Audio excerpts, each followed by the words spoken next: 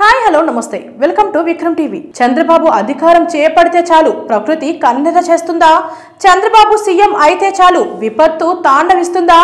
ఎందుకు చంద్రబాబు సీఎంగా ఉన్నప్పుడే ఇలా జరుగుతుంది? చంద్రబాబు చరిత్రలో రాజయోగంలో ఉండే ఒడిదుడుకులు అనుకోవాలా లేక జాతకం అనుకోవాలా? రాష్ట్రానికి ముఖ్యమంత్రి అయితే చాలు అటు వృష్టి లేదంటే అనావృష్టి. 2024లో హుద్హుద్ తుఫాన్ ఆంధ్ర రాష్ట్రాన్ని సర్వనాశనం చేసింది. ఎందుకు ఇలా జరుగుతుంది?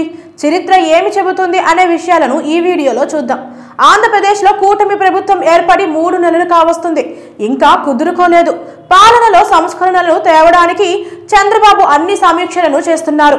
ఒకవైపు రాష్ట్ర ఆర్థిక పరిస్థితి ఏమాత్రం బాగాలేదు. 10 లక్షల కోట్ల రూపాయలు అప్పులున్నాయి.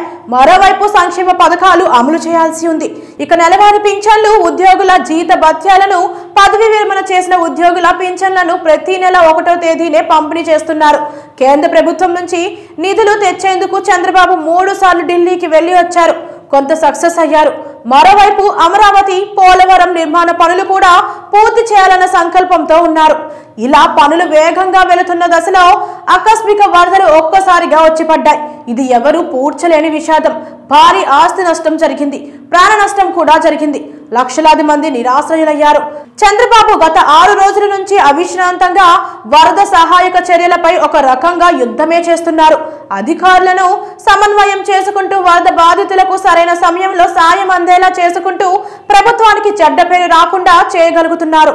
ఎవరు ఎన్ని విమర్శలు చేసినా ఆయన 6 రోజుల నుంచి జిల్లా కలెక్టర్ కార్యాలయంలోనే మకాం చేసి మరీ వరద సహాయక చర్యలను పర్యవేక్షిస్తున్నారు.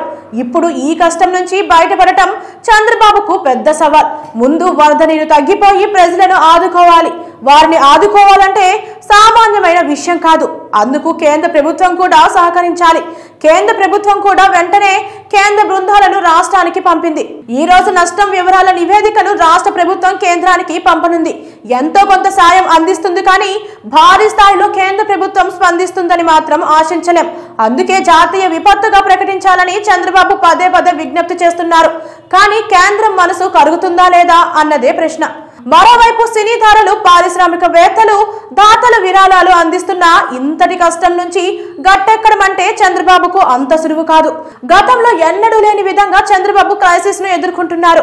నిద్రాహారాలు మాని వరద బాధితులకు అవసరమైన సాయం అందించడానికి సర్వశక్తులా ఒడ్డుతున్నారు.